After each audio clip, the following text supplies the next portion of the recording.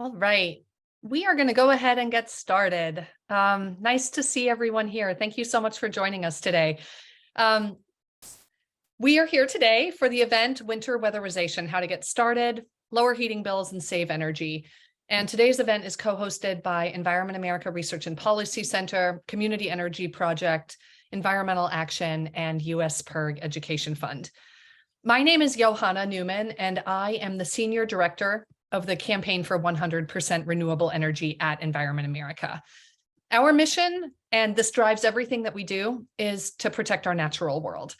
We envision a better, greener America, one that protects and restores the places where we all live, and that offers us and our children the opportunity to live healthier and more enriching lives.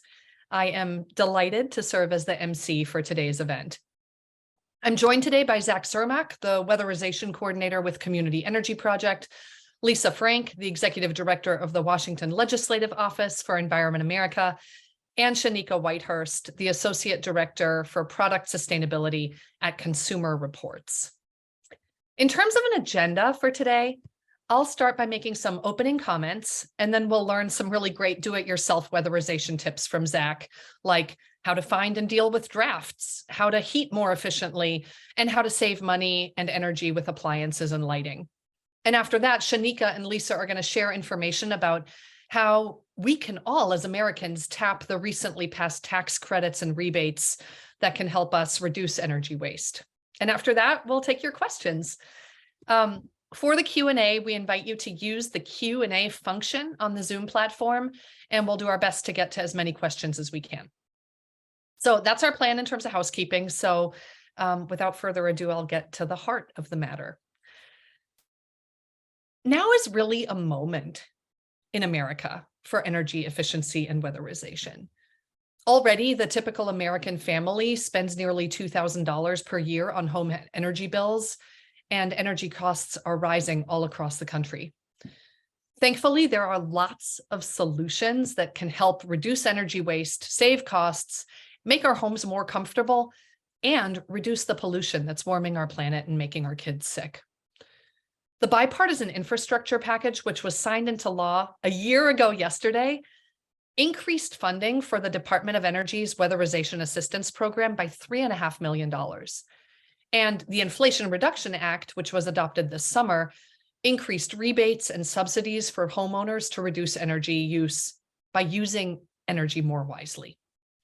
And with temperatures dropping and days getting shorter, the aim of today's event and others that we plan to organize as part of our Clean Energy Home Toolkit is to help consumers, like the dozens and dozens who are on today's event, make use of solutions that these landmark laws have helped put within reach. Saving energy through weatherization should be the first fuel we turn to.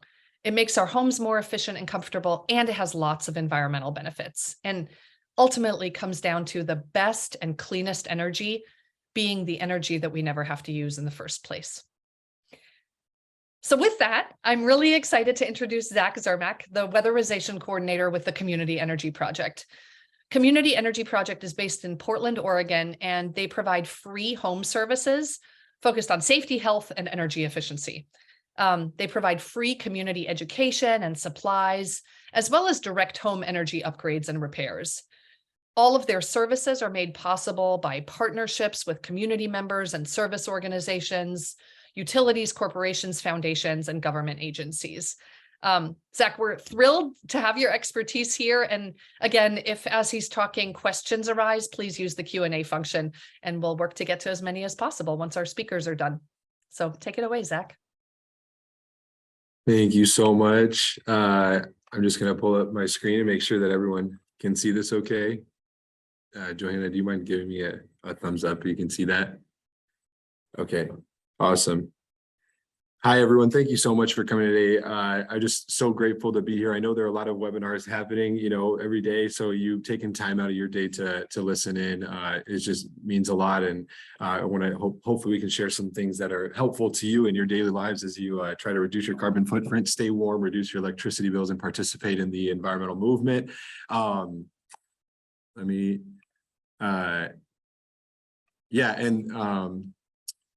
Yeah, and just thank you to Environment Oregon and USPIRG and all these wonderful organizations and folks that are doing stuff like this every single day and working hard to help our environment.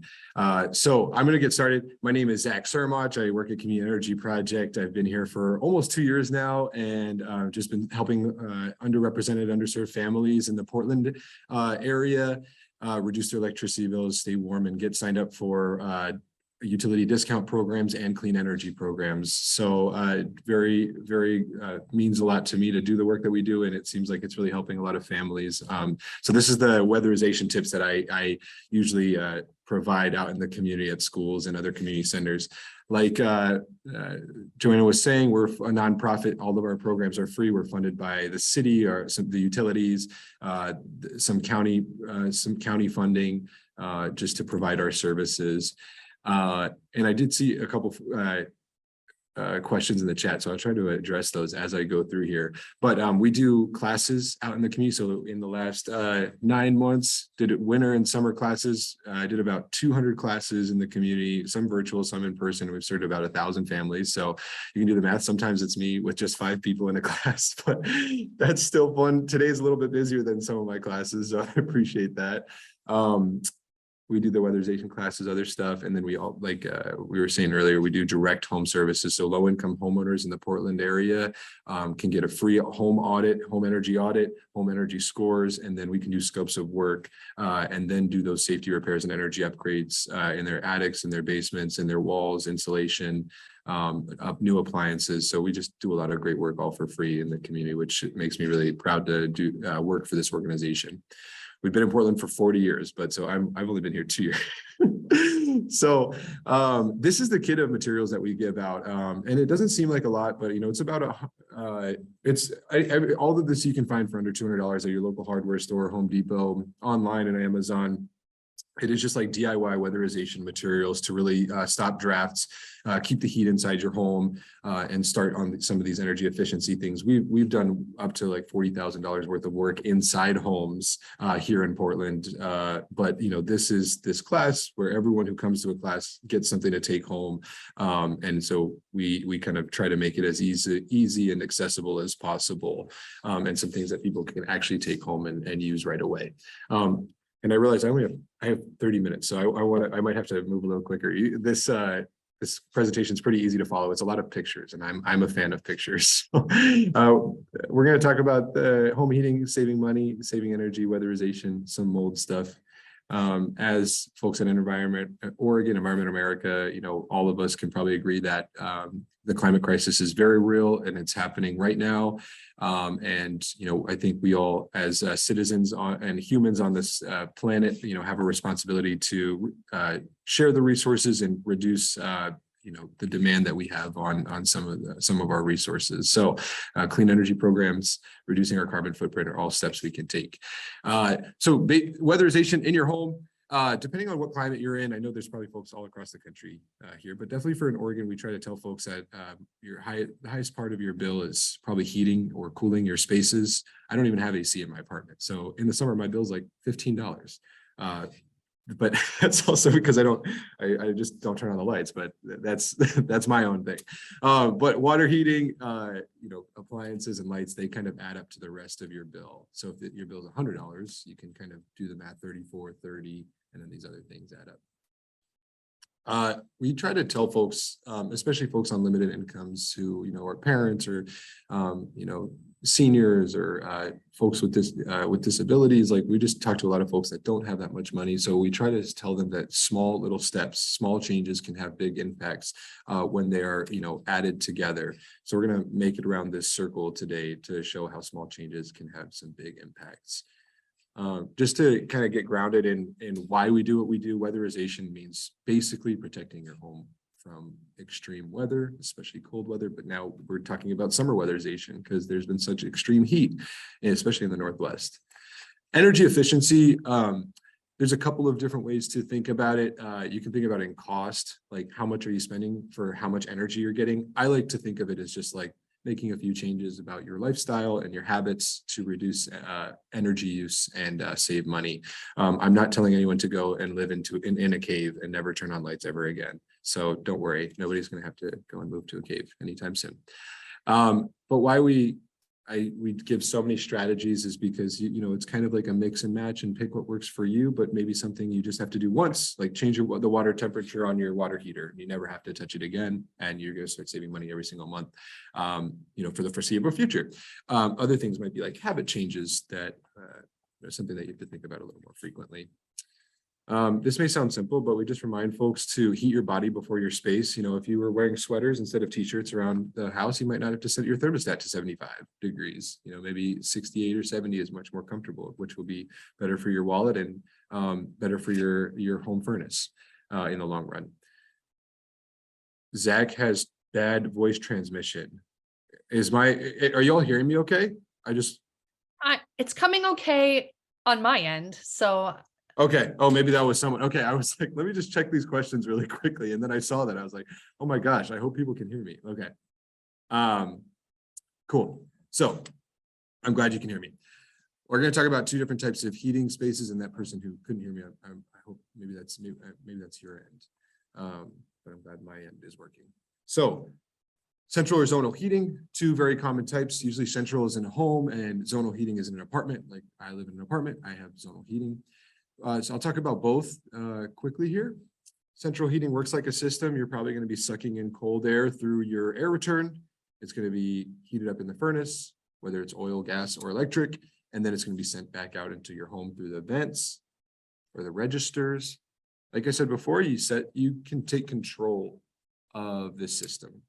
And there's a lot of data that shows keeping your temperature between 65 and 68 will not only feel comfortable when it's really cold outside, but is just like a really steady and efficient temperature for your furnace to save money and to keep your home comfortable. You can turn it down when you're sleeping, which is good as well. And this is as opposed to some folks who are just like turning it on and then off and then trying to heat up the whole home, which can just be more expensive in the long run and cycle your furnace many more times, which is not really great. You want it to just kind of be working steadily through the winter.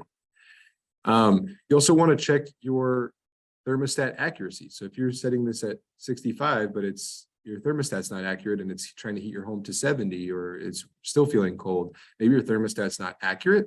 And that means you would have to tune your furnace. And it's just like your car, you have to change your oil, you know, every few thousand miles, which happens every like year or two, right? Depending on how much you drive, but your furnace, probably every year or two, it's good to just do a free inspection. At least in Oregon, they do a lot of the gas utilities provide free inspections, but then it'll cost money to actually tune it. But something to think about. Obviously, if you have a central furnace, you are probably changing your filters. A good rule of thumb with your filter is if you pull it out and you can't see light coming through your filter, it's probably dirty and should be replaced, because then you're going to have poor air quality in the home. It's going to be harder for your furnace to cycle air through a dirty filter. This is just a fun picture of what happens if you don't change your filter. Maybe not a fun picture, but a warning, I guess. There's also reusable filters that you can buy at Walmart or Home Depot. You just have to clean these, let them dry, and then put them back in if you don't want to throw out a bunch of paper filters all the time. And then how does placement of thermostat affect things? That's a good question. Yeah, the thermostat, you know, should be in the central room, shouldn't be too close to windows, you know, or next to if you have a supplemental heater, like a zonal heater, and that turns on, you shouldn't have a thermostat like too close to that. You want it to be in the central part of the house where it's kind of getting an accurate reading of the home. We're going to get to windows and doors in just a moment. So thank you for all the questions. And we'll get to windows and doors like towards the end of this presentation. So in about like 10 minutes, then I'll be done. Just for cold air return and heating vents, just this last like 2 slides on the central heater. You don't want to have furniture blocking these parts of the system, these vents, or dust buildup, because so moving furniture away, you can pull off the panel here and vacuum just so that air is moving, you know, steadily through the system. Of course, some cold air returns are like on your ceiling, so you probably don't have to worry about furniture blocking that. And then I showed this aluminum foil tape. This is like the coolest stuff ever. It seals leaky ducts. Why this is important is duct systems can account for about 30% of the heat loss in your home, especially if they are moving through uninsulated spaces or spaces that are not meant to be heated. If there's cracks or gaps or disconnections in your ducts, all that money that you're spending to try to move either hot air or cold air through your home is just going to be leaking out your ducts. So this stuff seals that up. We put these slides here in the transition from central to zonal heating because ductless heat pumps, which in the IRA, there's going to be incentives for about $8,000 for these, which can get you 2 of these heads right here. One of these ductless heat pump heads can be about $4,000. Why it's so important to transition to these is because they're 300% more efficient than a typical heater or cooler. They do both. So in the summer, you can get AC out of your ductless heat pump. In the winter, you can get heat. So maybe Shanika will talk about these and what these, a little bit more about what these are, but installing these is very easy. They are ductless. It's just a refrigerant line that goes outside. There's 2 parts. So you've probably seen these in homes that sit outside, sucks the either warm air, from outside in and heats up your home, or it pushes cold air, that pushes hot air out to cool your home off. But these are really, really amazing systems, and the US is just really expanding the amount of installations happening. And here in Portland, we're doing some of these for free inside homes. Okay, cool. Let's go to, we're moving around the circle, talking about energy efficiency and saving money and some quick tips and tricks for folks with zonal heating, which is me in a little apartment here in Portland. All I have is a zonal heater. My favorite tip that I've started to use since living here and getting through the cold weather is to really close doors between the zones or the rooms of your apartment or your home, because a zonal heater is really meant to just heat individual zones. So having it on when you're in that space, turning it off when you're not in that space, and then closing the door between the spaces so that it just works much more efficiently. Zonal heaters also have thermostats. Those, the numbers might have worn off long ago, but that is not just an on-off button. It is a thermostat. And so cranking this all the way up, I learned this when I moved to the Northwest, was like, I thought that would heat me up faster. It does not. And if you forget, it will never turn off because it probably will never get to 80 degrees in your room. So just turning these on barely will, give you the heat. It'll turn off on its own. It's a much more efficient way to use your zonal heaters. You can also clean your zonal heaters, which is good for safety, so there's not hair and dust buildup. A lot of folks use portable space heaters. These are really great. I am not an expert on which ones are more efficient. I think there are some Energy Star rated portable space heaters. There's also propane ones. So I don't know all of the nuances there, but I do know for sure you want to plug these into the wall if they're electric. Do not plug these into a power strip or even really an extension cord, just because they could fry those and then start a fire. So portable space heaters are great, but you just want to use them safely. And usually they have instructions on best practices on there. For your water heater, like I said, you can do a one-time fix on your water heater. Just change the temperature down to 120 degrees Fahrenheit. For electric, gas, tankless, if you have that, that will just save you money and will give you hot water that you need. You don't need 140 degree water. That costs you more. And it can actually cause scalding. If you have kids or seniors in the home, it can burn their hands. So that's why we talk about water heaters. The best way to just check the temperature is honestly just turn on the hot water, wait for a few minutes, use a meat thermometer or a water temperature card. It'll just pop the temperature up there. If you have an electric water heater, you want to turn off your breaker before adjusting the temperature, and then use a screwdriver. Gas water heaters are much easier. You just turn the knob, and then you would wait for about an hour to 2 hours for the water to reset, and then you could test it again. We also give out pipe insulation foam to insulate cold and hot water pipes. It's good for hot water pipes to keep the heat inside the pipe, much more efficient that way. And then for cold water pipes, especially if your water heater is in the garage, insulating the cold water pipes is a good safety measure. We also give out water conservation devices. I didn't know if I was going to use my props, but I guess I will here. So this is a little more exciting. See what other props are coming down the road. Low flow shower, faucet, kitchen aerators, reduce water use, which ends up reducing your bill because you're not paying for as much hot water. You're doing good for the environment, conserving water, reduces humidity, and then turning off the water when you're not using it is just some great strategies for water conservation. We give out power strips. They're not like the most, high tech. There are like smart power strips out there. We used to give some of those out, but a lot of people are saying they were kind of confusing, which is totally understandable. So a simple power strip is just as effective because, and a lot of folks don't know that, vampire energy, phantom power, all these words for the idea that things that are plugged into the wall are still consuming electricity even when they're off. So about 10 to 15% of your bill every single month are things that are just plugged in that are not even on. These are a couple of the culprits, right? Phone chargers, electronics, maybe microwaves, lamps. So just plugging it into a power strip and hitting a button instead of unplugging stuff is probably better on your time. I don't walk around my apartment unplugging things. So I wouldn't tell you to do that. I just use a power strip. Of course, you're never going to unplug your refrigerator. A person did ask me a great question earlier about unplugging your oven when you're not using it. And I have not had time. This was like yesterday. They asked me that. I have not time to do that research. Maybe someone can help me out later. LED lights. We give out 3 of these. Everyone knows how amazing LED lights are. Cheaper, last years longer. I just talked about the kitchen, kind of the oven uses the most electricity in your kitchen. If it's gas, then it can be causing some air pollution from the methane that's coming off of it, which we've been hearing a lot about recently.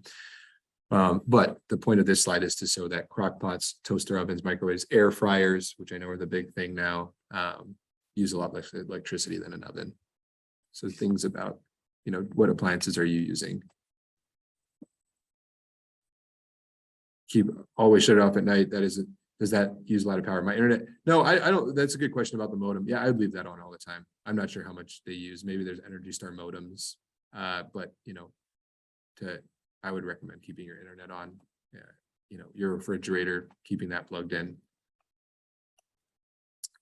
Fridge 38 and 0, or 38 to 40 and 0 is kind of what manufacturers recommend, so that the fridge is, extends the life, so you don't have to replace your fridge if it's working too hard or, set at the wrong temperature. For washers and dryers, dishes, there's just a big movement to wash clothes with cold water washes. I do that. I think it's great. You're not using hot water. I think what I've heard is that the only thing you really need to clean with hot water, like diapers or something that's really dirty. Everything else, can be cleaned with cold water. Dryers, this is very important. This picture here of the vent being clogged, this is very real. I was talking to someone in one of my classes at a school the other day, and a parent was like, yeah, my dryer caught on fire because we moved into a house and we didn't check the vent. So this is real stuff that this can be dangerous to not clean out. You also want it to make sure that the vent is actually exhausting outside, so that extra moisture is not coming into the home and causing potentially humidity or mold. All right, I hope I'm doing good on time here. 25. Just a few more minutes, folks. I want to just talk about weatherizing like the doors and the windows and cracks and gaps in the home, because I did see a couple of questions there in the chat, which were really good. So, like I said, we give out these materials. If anyone here lives in Portland, if anyone here, is income qualified, which is based on the area median income, which is household size and income, reach out to us. I will post my contact information in the chat. You can, we are here every single day over the winter, providing classes in the community, totally free, open to the public, where you can attend and get one of these take-home kits with all the materials that I'm talking about today, and connection to our other free programs for folks that are income qualified. If you're not, you have to go to the store because I can't ship these across the country. I'm sorry. Okay. So common interior air leaks. This is one of my favorite pictures on our presentation because it just really helps conceptualize the idea of why we're doing what we're doing and why weatherization and insulation and draft stopping, all these words that kind of mean the same thing of, just keeping yourself comfortable in your home, reducing your bills. This is what I think, this is the start of the future of, efficient homes. Zero homes are just homes that are really keeping the air inside their home, the hot air that they're paying for inside their home for as long as possible, and not letting air seep out through all of these places. That's what this error is showing, is that cracks and gaps are causing leaks in your home or your apartment. And that's what's really, causing discomfort and causing higher bills, especially in the winter. In the summer, you just, if hot air is coming inside your apartment or your home, that just makes you uncomfortable, miserable. And all of these strategies kind of work in the summer as well. But this is another way of showing that. Common places for air leaks, right, are outlets, ducts, plumbing, windows, doors, fans, vents, fireplaces, connections between ceilings or walls and floors, all of these spots. And to check for air leaks, you can use incense or candles. I've seen like a bunch of, I know maybe not everyone feels comfortable doing that, but, in my apartment, just doing an incense and seeing the smoke being sucked out, through my door or through my baseboards. That's a very common way of checking air leaks. You can also just wet your hands, and if you feel cold air, or you might not even need to do that. You might just be able to see it happening. If there's light coming in through it, there's probably air coming in. Backer rod is a great thing to use. It's a squishy foam.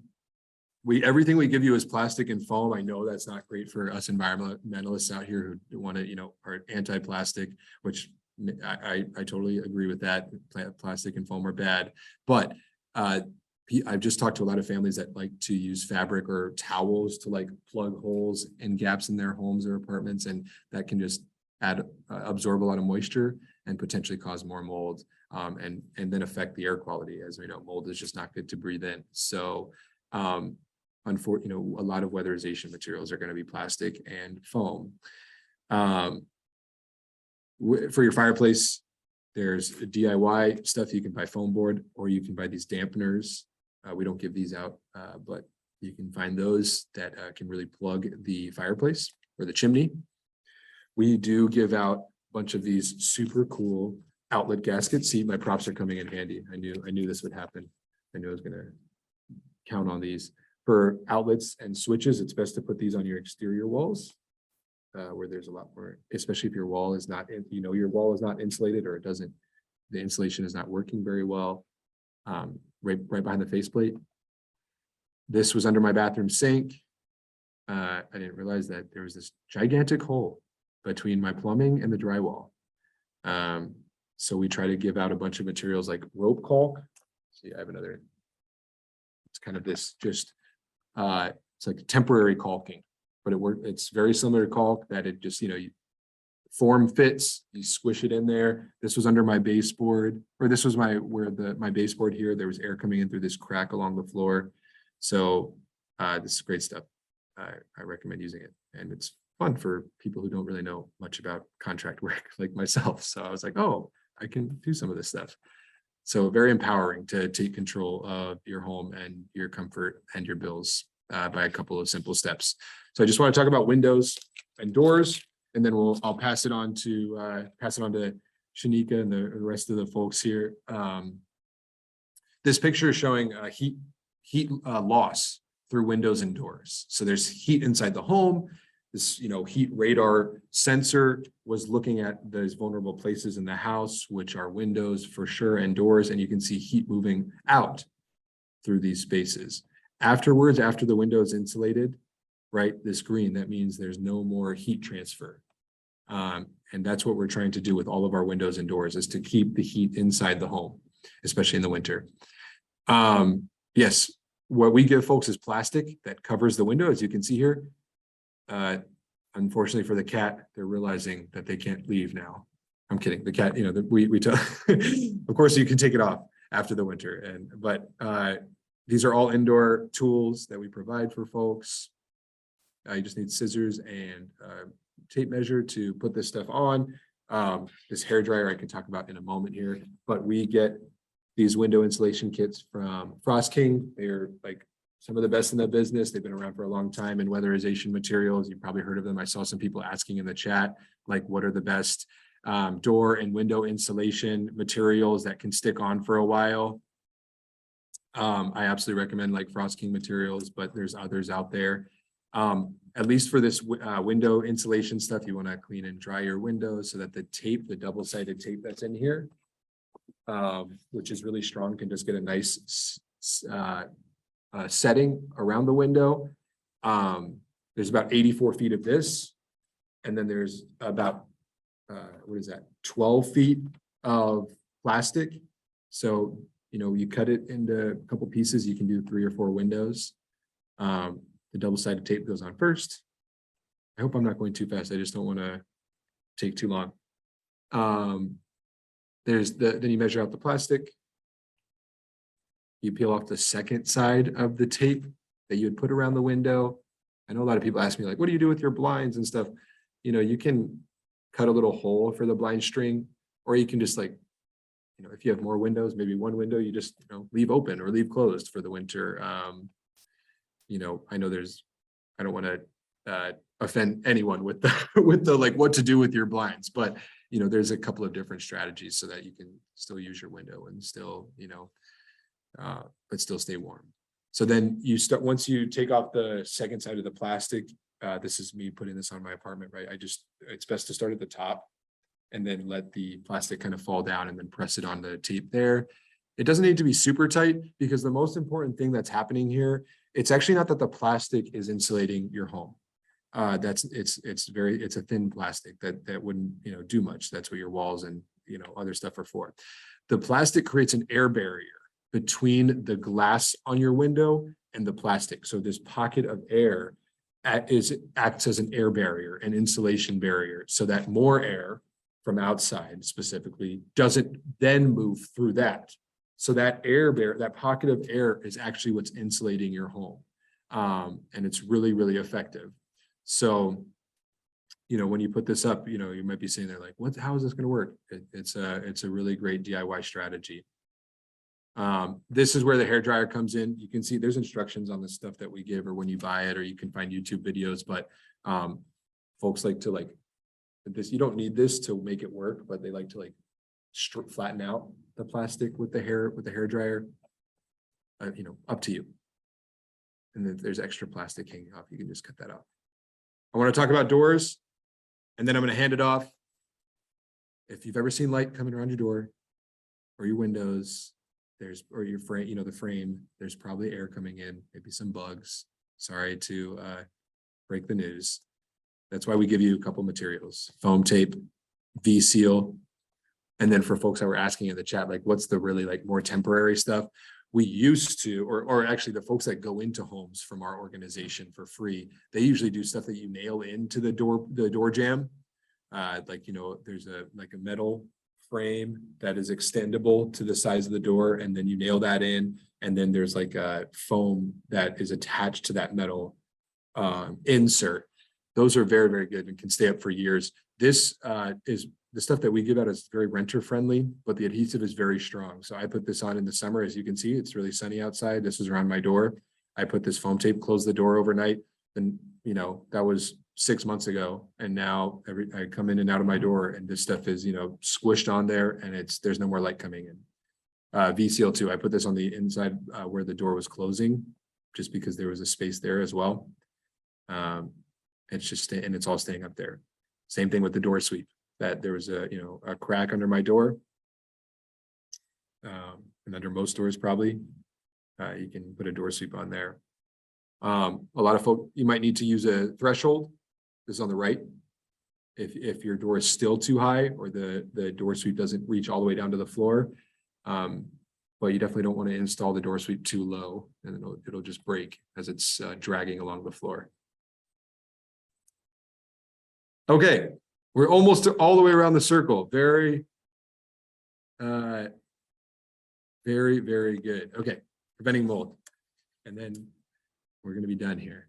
So thanks all again for paying attention, asking questions. We'll try to maybe address those in the rest of the chat at the end. But Awesome. So there's a lot of sources of excess humidity in the home, kitchens, bathrooms, plants, pets, maybe, like a lot of people walking around. If you don't have bathroom vents, stuff. So mold just grows with moisture. That's the only thing you can really control. Other stuff like oxygen, temperature, like is kind of hard to control. So moisture is the key to controlling mold. The thing about weatherization, this does not always happen, but something to think about is that weatherization could possibly make more moisture in the home because you're sealing up the home, you're closing all these gaps, you're stopping this extra airflow. That natural ventilation of air was probably drying moisture. So the one pro of all this cold air flowing into your home in the winter is that it's drying moisture. But I don't think that's a good, argument for not weatherizing your home. I would just say, it's good to clean mold. If you see it with vinegar or hydrogen peroxide, definitely want to wear a mask so that as you're disturbing the mold, you're not breathing that air in. If you have bathroom vents or fans, it's good to use your bathroom vent for about 10 minutes, 15 minutes after you finish a shower, especially in the winter, because all that steam is being created. Yep. So trying to control the humidity using your vents and stuff like that. There's a good toilet paper test to see if your vent is even working when you turn it on. Covering lids if you are cooking. Standing water, leaking water can cause mold. So make sure if you see any leaking water, that's want to get that fixed as soon as possible. If you're a renter, maintenance will probably have to do that. If you're a homeowner, you'd probably have to get some help or do it yourself, DIY. We do install moisture barriers in homes here in Portland because this is a great protection for the home. So especially if you're in your crawl space, there's just open soil. So that's what a moisture barrier is. For insulated, a lot of folks winterize their spigots and stuff like that before the winter. This is great. And then pipes in your crawl space. Like I said, if your water heater's in your garage, where it's exposed to the, really low temperatures, you want to do some weatherization or winterization there. And then a lot of folks don't check their downspouts, and that water might be coming back into the home.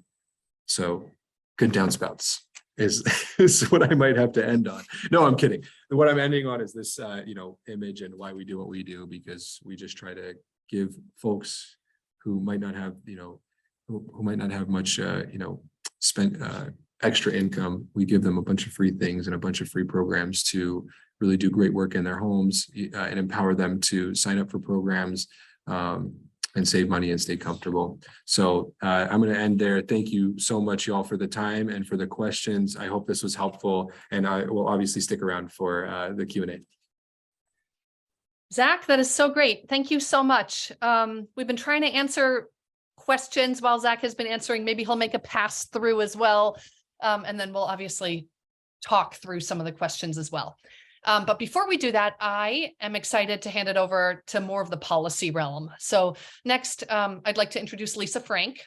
Lisa is the Executive Director of the Washington Legislative Office of Environment America. Lisa, take it away.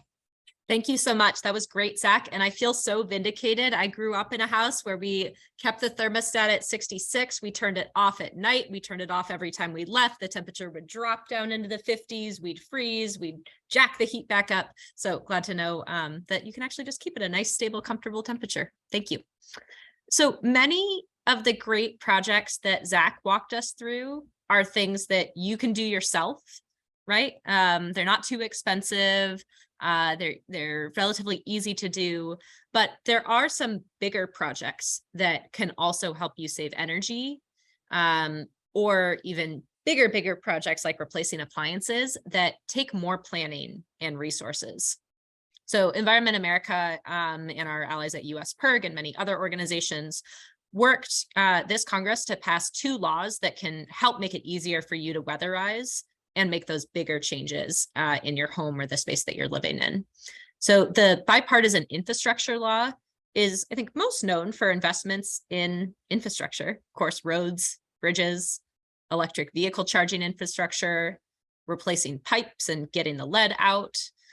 But that law also actually made major investments in energy efficiency programs like the Weatherization Assistance Program. And this summer, Congress enacted a historic package of clean energy tax incentives in the Inflation Reduction Act. So we advocated for that law in order to reduce global warming pollution and make it much cheaper and easier for people to save energy, go solar, and switch to clean and efficient electric appliances and weatherize their homes. So I want to turn it over to Shanika Whitehurst. Thank you so much for joining us today. She's the Associate Director for Product Sustainability at Consumer Reports, and she'll describe some of the energy efficiency and weatherization programs in these laws. Thank you. Hi, thank you everyone for having me. I'd like to go through a little bit of, this big act that I know everyone has heard a lot about now. So one of the big dates that we know that we're looking forward to is January 2023, when a lot of these incentives and rebates that you'll hear us talk about in regards to weatherization really go into effect. Okay, so some of what can be great for us when we get into the wintertime session is looking at, as Zach pointed out, our heating systems, right? And what the IRA allows you to do is actually provide funding, and in some cases, depending on what your income level is, upfront costs to update your heat pump if you're interested in getting a heat pump and you don't have, let's say, central air or central system. It allows for that. It allows for you to update your electrical panel. There are some, households out here where the electrical panel that they currently have can't support a new heat pump, let alone a new stove, which is some of the other pluses that come out of the incentive package with the IRA. So definitely the heat pumps are something to look forward to when we talk about weatherization of the household. Now, a lot of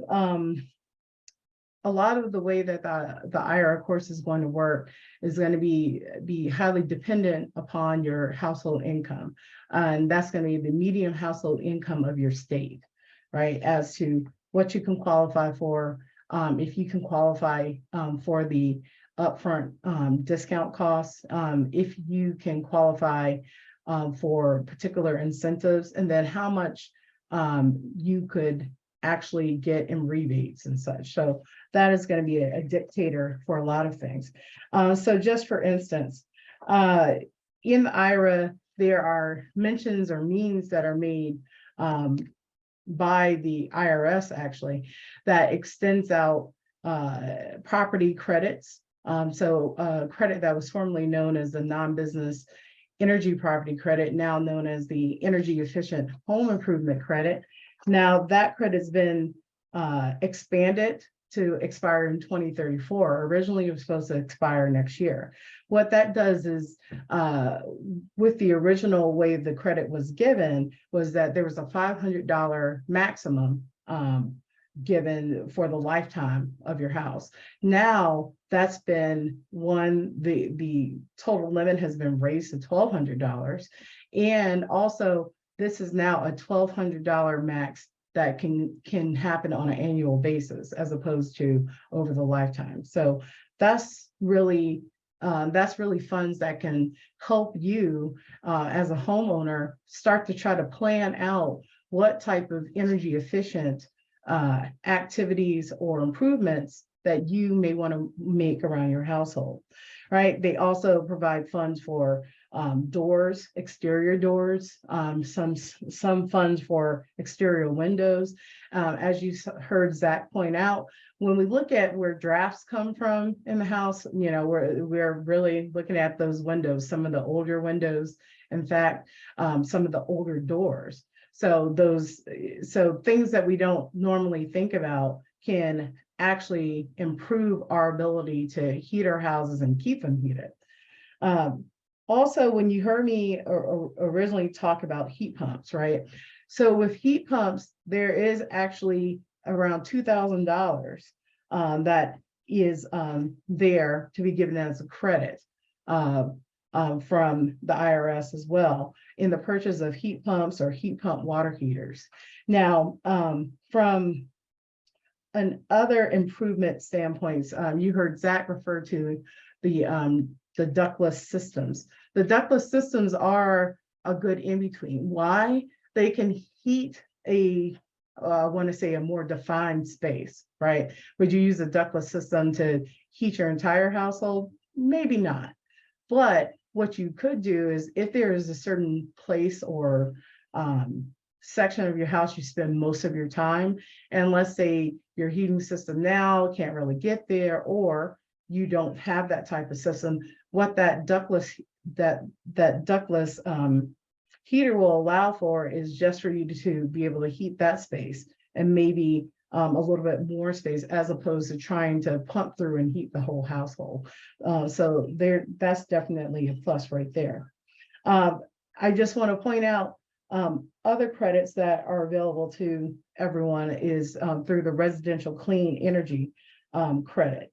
And what that is another credit that is available through the IRS as well. And what that does is it tiers down as the years go past in the IRA. So for instance, if you have different installations that are ongoing that qualify for the clean energy credit, what that says is you'll get 30% of those costs back to you. So these two programs that I just spoke about, the things they have in common, right? It would require some planning, right? We're already upon the weatherization season, but if you already know, it's really time for a new heater. This might be your time to start planning that out, costing out what the heat pump, how much the heat pumps cost, and actually using some estimators that are out there for you to kind of help you determine what the cost of those things could possibly be. All right. Of course, I'm from Consumer Reports. Our website, where we provided ratings for different products, can also help point you in certain directions as well. Okay. And one of the biggest things that we point people to is referred to as the database of state incentives and renewables and efficiency. So what that does is it gives you a map of the US. You can select your state. Once all this money from the IRA is brought down, is going to be given to the Department of Energy, which will then distribute it to the states, right? And it's up to the states to, within a certain framework, distribute those funds out to you all, right? And make them available. So what that database that I just gave, what that allows you to do is kind of look and see what programs do your states already have, right? What is available to you. For instance, I live in the state of Maryland. Maryland, through one of the energy providers, gives an energy audit, right? And this energy audit, the first level of it is free. They send someone to your house, they look at drafts, they take down different information. The second tier energy audit costs around $150. Well, now under this construct, the energy audit would be free for you, so that you can really get an idea as to what is going to be necessary to, one, heat your house, and two, keep it heated. So I can stop now and take any questions if people have them. Amazing. Thanks, Shanika. No problem. Yeah, so we have some time for questions. And I guess our first question goes back to, it's a little bit of a technical question, but it has to do with water conservation and water circulators. So Zach, you might be the best person for this, but Shanika, chime in if you have thoughts as well. Basically, the person posing the question says that they, already try to use cold water as much as possible for dishwashing and clothes drying, but they have an on-demand hot water heater, and they lose a lot of water in their home as they're waiting for hot water to reach far away faucets. and they were wondering what you all can say about hot water recirculators at individual faucets. So if you could just like talk about what that technology is, how it might work. Otherwise, we can try to track down an answer from someone else. I would probably point I guess I have one question back to the individual. When they're talking about the recirculate, they're not talking about the heat exchanger water heaters, correct? I don't think so. I mean, you could talk about heat exchangers a little bit because I do think they're an often overlooked energy saving tip. And given how much energy in the home goes to water heating, I think it would be cool for people to know about that. But my guess is this is a little bit different. Okay, so unfortunately, I can't answer your question to the full extent about the circulatory, but definitely I can see what resources I can provide back to you guys to send out. But in regards to the heat exchanger, right? So the heat exchange, what that does is now it removes the need for you to have the big hot water tank, right?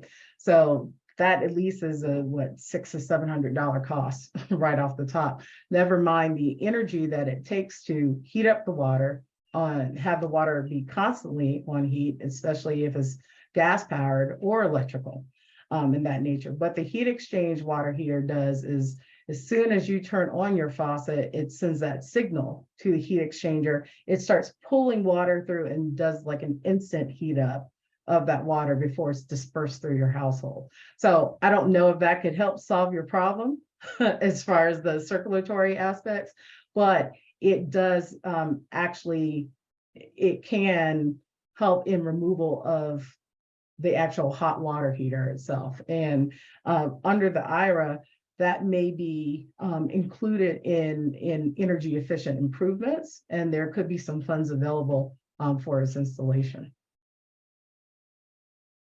Great. Zach, do you have anything to add on that? Otherwise, I'll move on to our next question. Cool. Okay, here's one. Is a heat pump worthwhile in my area where nighttime temperatures are dropping below freezing every single night? So anybody eager to take that one? I would say all the studies that we're getting about heat pumps is that they are efficient even in below freezing temperatures. So the technology is absolutely, up to par. It is getting better and better every year. Other countries have moved to heat pumps at astonishing rates. I think like Asia is at 90% heat pump installation rate for their homes and apartments. So I don't think you have anything to worry about. I've seen pictures of heat pumps with snow on them. And like people are still happy in their homes. So I don't think it's something to fear. I think the technology is pretty robust and effective. I'll add to that and say there's a few different types of heat pumps that are, different ones might be best for different sizes of homes and temperatures. So I recommend getting a couple contractors to check out your home and recommend the one that's going to work for you, but have also been hearing the same. We have a colleague who lives in Chicago where, certainly it gets quite cold, and knows a contractor who's installed lots and lots of heat pump systems in recent years, often with gas backup for people that were worried about this. They've never had to use the gas. So they've been getting better and better, and there's lots of tax credits that can help you make that switch if you're interested. And I will say, everybody's excited to talk about heat pumps. So at Environment America, we have a campaign called our Clean Energy Homes campaign, and this Clean Energy Home Toolkit that this webinar is part of, is aimed at helping all of us make our homes clean energy homes. We're planning an additional webinar and resource sequence early in the spring, specifically on heat pumps. And so we'll do a real deep dive into the different technologies at that point, what the pros and cons are and what the current state of the technology is and how to tap into the tax credits and rebates. Because we need massive deployment of this technology in the United States. Our goal in our campaign is to get 75 million heat pumps installed across America by 2025, which is a big goal. And it means people like us need to get ourselves educated and figure out, how we can be part of the solution as we, replace heating systems. All right. Here's a question from Bruce. It's a question about attic and wall insulation. Bruce says, I need to address both items in my home. Are there programs in place to help the homeowner with the very substantial cost of insulation? Shanika, Zach, anybody want to take this on? Great. Shanika, you want to go ahead? I would say with that, I think that's where the energy audits really come into play there too. But because it technically should qualify as making your home more energy efficient. I mean, that's what insulation does, right? There should be some costs to offset that for you, provided in the IRA. But again, like I said, probably one of the best bets to try to use that is to try to use like an estimator or a calculator from that perspective. And sometimes it's going to be really dependent upon your income, which is going to be a big driver of some of the funds that you could get back. Zach. Okay, so I would say that I totally agree, as we're looking at what's in the, all these incentives, right, in the IRA from the Rewiring America, and which all of y'all know about, is weatherization is only $1,600, which of course an attic insulation can be up to 20 grand, 10 grand, 20 grand sometimes, or wall insulation, right, because they have to get in there, blow stuff in there, so it can install stuff. So what I would say is go through weatherization assistance program, the WAP program, if you are income qualified. They fund various county programs, various city programs. Like Joanna said, there's $3.5 billion more going to weather assistance programs to, weatherize millions of homes around the country. I've seen them in homes. There's a little bit of a wait list sometimes, if there's only a couple of staff doing it in your county, which it can be the case sometimes, especially if you're outside of larger cities. But if you are income qualified, you should connect with the local distributor or community partner of the weatherization assistance program, and they can do up to $20,000-$30,000 worth of work in your home, starting with insulation. Then they get to the furnace, then they get to the windows, but they will start with that sometimes. So that's where I would look to. Yeah, thanks both. And I just put a resource in the chat from Department of Energy on how to find out if you can qualify for that program and where to find your state point person to get started. There is also new funding from the infrastructure law that passed last year for a revolving loan program where, a lot of these improvements take money up front, but then you save the money back. So there's going to be more funding for those types of programs across the country as well. So there should be more options to figure out how to finance these types of programs. So great. All right, here's our last and final question. It says, will there be a link to the recording of this? And will you be sending out any links for more info and the programs available? It's a perfect question to end on. We plan on posting a recording of today's event on YouTube and send everyone who registered for the event an email with a link to the recording, as well as links to the resources that we've shared today in the chat and the Q&A. And then, like I alluded to, in addition to us taking steps to make our homes clean energy homes that are efficient, one of our hopes from doing this event is that everyone shares these resources with your friends and your families, so that as many people as possible take advantage of these opportunities to save energy, save money, make our homes more comfortable, and reduce pollution to make our planet more livable.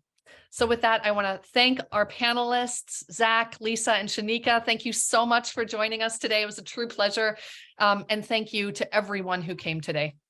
Have a great afternoon. Bye-bye. Thanks, everyone.